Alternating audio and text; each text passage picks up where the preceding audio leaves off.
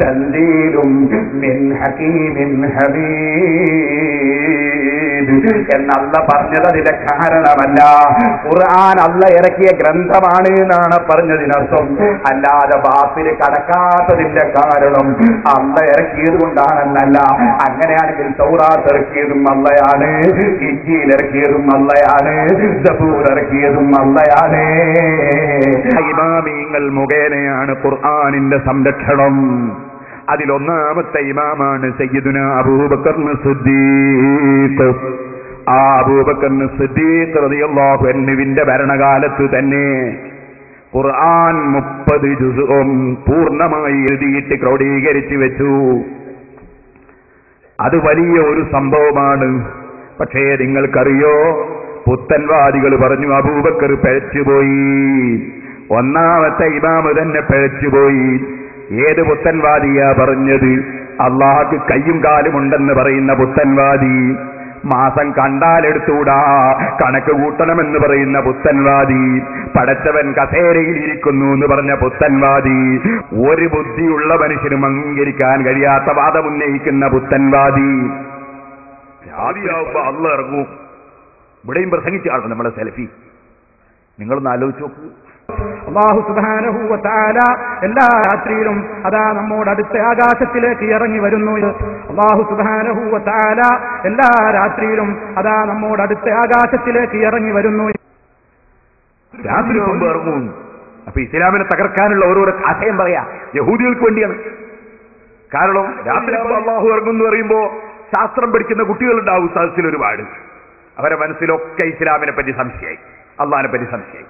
കാരണം അപ്പൊ അത് അമേരിക്കയിൽ രാത്രിയാകുമ്പോഴാണോ ഇന്ത്യയിൽ രാത്രിയാകുമ്പോഴാണോ സംശയം. അപ്പോ വിവരമുള്ള ബുദ്ധിയുള്ള കുട്ടികൾ സംശയമായി. അപ്പൊ അതിന് മറുപടി പറഞ്ഞു ഇന്ത്യയിൽ രാത്രിയാകുമ്പോൾ. അപ്പൊ അമേരിക്കക്കാർക്ക് അന്നില്ലേ? അമേരിക്കക്കാരറിയോ?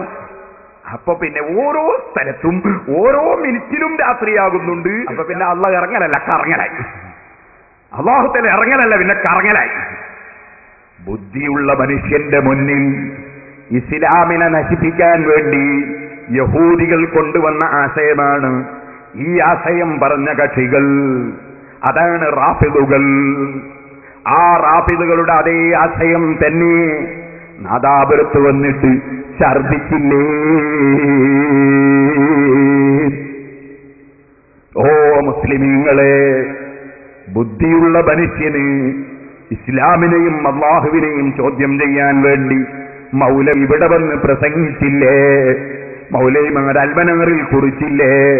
ബുദ്ധിയുള്ള മനുഷ്യൻ ഇസ്ലാമിനെ ചോദ്യം ചെയ്യാൻ യഹൂദികളുടെ ഗൂഢതന്ത്രമാണ് കേട്ടോ. അത് ഇവരുടെ നാവിലൂടെ പുറത്തു വരികയാണ്, ഇവരുടെ പേനയിലൂടെ പുറത്തു വരികയാണ്. എന്നിട്ട് മൗലവി പറഞ്ഞില്ലേ? ഒരു മൗലവി പറഞ്ഞു, അൽമനാറിൽ പറഞ്ഞു പടച്ചവന് വലത്തും ഇടത്തും കൈയുണ്ട്.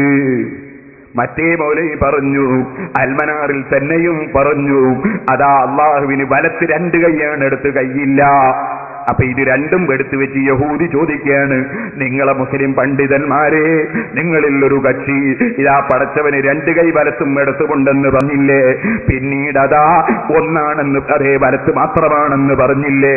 അപ്പൊ നിങ്ങൾക്ക് അള്ളാഹുള്ള വിശ്വാസം ഉണ്ടെങ്കിൽ അത് ശരിയല്ലല്ലോ. അള്ളാഹ്ക്ക് മാറ്റമുണ്ടോ? ഇത് യഹൂദി ചോദിക്കാൻ വേണ്ടി എഴുതി വെക്കുകയാണ്, അൽമനാറിൽ പ്രസംഗിക്കുകയാണ് സെലഫി. അള്ളാഹുവിന് 2 കൈയുണ്ട്, അവന്റെ 2 കൈയും വലം കൈയാണ് പ്രസംഗിക്കുകയാണ് സലാഹി. ഞാനതൊക്കെ മുമ്പ് ചോദ്യം ചെയ്തത് മുസ്ലിമീങ്ങൾക്കറിയാമല്ലോ. കഴിഞ്ഞ പ്രാവശ്യം ഞാനതൊക്കെ ക്ലിപ്പിട്ട് കേൾപ്പിച്ചതാണല്ലോ. അവന്റെ 2 കൈകളും വലതാണ്. ലാ ശിമാല ഫീഹിമ, ആ 2 കൈകളിലും ശിമാലില്ല, ഇടതില്ല. കേട്ടില്ലേ? അപ്പൊ അള്ളാഹ്ക്ക് 2 കൈയുണ്ട്, ഇടതില്ല, ഇടത് കൈയില്ല, വലത്ത് 2 കൈ. എന്നാ മൗലവിമാരെ, നിങ്ങൾ അള്ളാഹിനെ കൊണ്ട് കളിക്കുന്ന കളിയാണിത്. ഇത് നിങ്ങളെ അൽമനാറാണ്. എപ്പോഴുള്ള അൽമനാറ്? ഏറ്റവും ലേറ്റസ്റ്റ് 2009 ജനുവരി. ഈ അൽമനാർ സ്ക്രീനിൽ അങ്ങ് വായിച്ചു സഹോദരന്മാരെ. ഇതിലെന്താ പറയുന്നത്? ഇതിൽ ഇവര് പറയുന്നത് കേട്ടോ.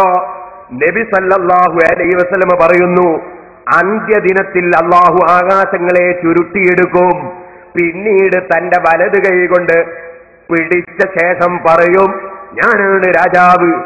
എവിടെ അഹങ്കാരികളും ധിക്കാരികളും ശേഷം ഭൂമിയെ തന്റെ ഇടത് കൈകൊണ്ട് ചുട്ടിപ്പിടിക്കും. അപ്പൊ ഇവര് അൽമനാറിൽ പറയുന്ന അള്ളാഹ്ക്ക് ഇടത് കൈയുണ്ട്, അതിൽ ഭൂമി ചുരുട്ടിപ്പിടിക്കും. സക്കരിയ സലായി പറയുന്ന അള്ളാഹ്ക്ക് ഇടത് കൈയില്ല. ഞങ്ങൾ അൽമനാറ് വിശ്വസിക്കണോ, സക്കരിയാനെ വിശ്വസിക്കണോ, അല്ലെങ്കിൽ രണ്ടും വലിച്ചെറിയണോ? പറയൂ മൗലവിമാരെ, നിങ്ങൾ അള്ളാഹിനെ പറ്റിയാണ് കളിച്ചതാ? ഓ മുസ്ലിമീങ്ങളെ, യഹൂദികളെ കൂടെ തന്ത്രമാണ് കേട്ടോ. മൗലൈമാര് മുഖേന ഇസ്ലാം തകർക്കാനാണ്. ഒരു ബുദ്ധിയുള്ളവന്റെ മുന്നിലും നിലനിൽപ്പില്ലാത്തൊരു പ്രസ്ഥാനമായി ഈ ഇസ്ലാമിനെ കൊണ്ടുവരാനുള്ള പദ്ധതിയാണ്. ഇത് തിരിച്ചറിയാനുള്ള ബുദ്ധി മുസ്ലിം പണ്ഡിതന്മാർക്കല്ല തന്നിട്ടുണ്ട് കേട്ടോ. ഇനിയും ഞാൻ പറയട്ടെ, ഇതുകൊണ്ട് കഴിഞ്ഞോ മുസ്ലിമീങ്ങളെ? റാഫിദുകൾ എന്ന് പറയുന്ന ഈ കക്ഷികൾ വളരെ പിഴച്ച കക്ഷികളാണ്. അവർക്ക് ഏറ്റവും വിരോധം ഇമാമിങ്ങളോടാണ്. ഒന്നാമത്തെ ഇമാമാണ് സയ്യിദുനാ അബൂബക്കർ സിദ്ദീഖ് റളിയല്ലാഹു അൻഹു. ആ സിദ്ദീഖ് റളിയല്ലാഹു അൻഹു ഖുർആൻ മുഴുവനും 2 ചട്ടയുടെ ഉള്ളിൽ എഴുതി വെച്ചപ്പോ റാഫിദുകൾ പറഞ്ഞു, അബൂബക്കർ പിഴച്ചുപോയി. അതിനനുകൂലിച്ച ഉമറും പിഴച്ചുപോയി, സയ്യിദ് ഇബ്നു സാബിത്തും പിഴച്ചുപോയി, സഹാബത്ത് പിഴച്ചുപോയി. അവരെ വാദമാണ്. എന്താ കാരണം? കാരണം സലഫി പറയുന്ന അതേ കാരണം തന്നെ. നമ്മുടെ ജീവിതത്തിൽ ദീനായിട്ട് നമ്മൾ ചെയ്യേണ്ടുന്ന ഏതെല്ലാം ചെറുതും വലുതുമായ കാര്യങ്ങളുണ്ടോ അതൊക്കെ സ്ഥിരപ്പെടണമെങ്കിൽ എന്താണ് വേണ്ടത്? ഹബീബായ റസൂൽ സല്ലല്ലാഹു അലൈഹി വസല്ലമിൽ നിന്ന് സഹാബികട്ട്, ഹബീബായ റസൂൽ സല്ലല്ലാഹു അലൈഹി വസല്ലമിൽ നിന്ന് സഹാബികട്ട്, അവിടെ നിന്നിങ്ങോട്ട് കുറ്റമറ്റ പരമ്പരയിലൂടെ നമുക്ക് കിട്ടിയിരിക്കണം. ആ നിലക്ക് കൃത്യമായി അംഗീകരിക്കപ്പെടുന്നവ മാത്രമാണ് ദീനായിട്ട് അംഗീകരിക്കപ്പെടുന്നത്. എന്നാ മുസ്ലിമീങ്ങളെ, നിങ്ങൾ ശരിക്കും മനസ്സിലാക്കി വെച്ചോ, ഇത് പടച്ചറബിന്റെ ദീന് നശിപ്പിക്കാനുള്ള മൗലവിയുടെ കുതന്ത്രമാണ് കേട്ടോ. ആ കുതന്ത്രത്തിൽ മുസ്ലിമീങ്ങൾ പെട്ടുപോകണ്ട. മൗലവി അത് തന്നെ അതാ ഈ പുസ്തകത്തിൽ പറയുന്നുണ്ട് കേട്ടോളെ. മുസ്ലിമീങ്ങളുടെ ഈമാൻ കവർന്നെടുക്കാനും സമയം നഷ്ടപ്പെടുത്താനും തനിക്ക് കീശ നടക്കാനും ചിലർ പ്രചരിപ്പിച്ചുകൊണ്ടിരിക്കുന്ന കള്ള സലാത്തുകളെ എതിർക്കേണ്ടത് ഓരോ മുസ്ലിമിന്റെയും ബാധ്യതയല്ലേ എന്ന് ആലോചിക്കുക.